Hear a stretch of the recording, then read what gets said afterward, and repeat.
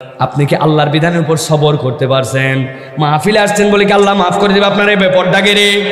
মা বোনেরা সাবধান হয়ে যান, সাবধান হয়ে যান। আমরা সবর যদি না করি, সবর মানে আল্লাহর বিধানের উপরে সবর, তাহলে আল্লাহর কাছ থেকে আমরা রিজিকের বরকত আশা করতে পারি না, ঠিক না? অনেক বোরখাওয়ালি আছে, যেই না বিয়ে শাদী লাগে তখন দেখবেন আর তার পর্দা পুশিদা নাই। অন্য সময় পর্দা করে কিন্তু ওই জায়গায় পর্দা বাদ দেয়, ঠিক না?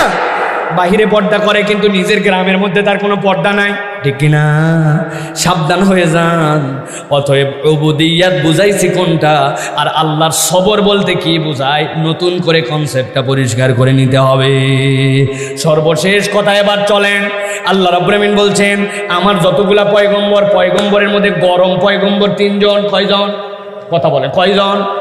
গরম নাম্বার 1 মুসা আলাইহিস সালাম, নাম শুনছেন আপনারা? গরম নম্বর 2 হচ্ছে নূহ আলাইহিস সালাম, আর গরম নম্বর 3 হচ্ছে হযরত ইউনূস আলাইহিস সালাম। পয়গম্বরের নাম কি? চলেন তো আল্লাহ কি বলছেন কোরআনে দেখেন।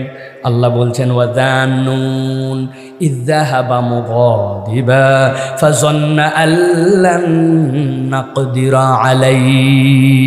আল্লাহ হযরত ইউনূস আলাইহিস সালাম তার কওমকে বললেন, সাবধান করবেন আপনি কওমকে যায়। ইউনূস আলাইহিস সালাম বললেন, এই দেখো আসমানের দিকে তাকাও। সবাই তাকাইছে কি?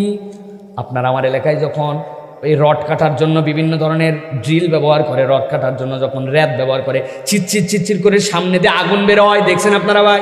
ওয়েল্ডিং করার সময় আগুন বেরোয়। তাকায় দেখো আসমান থেকে একটু একটু করে আগুন বের হচ্ছে। সাবধান হও, এক্ষুনি গজব আসবে যদি তোমরা সতর্ক নাও। সাবধান করতে চলা বলে এরকম কতবার হয় আমরা দেখছি এর আগেও। রাখো তোমার এই সকল কথা।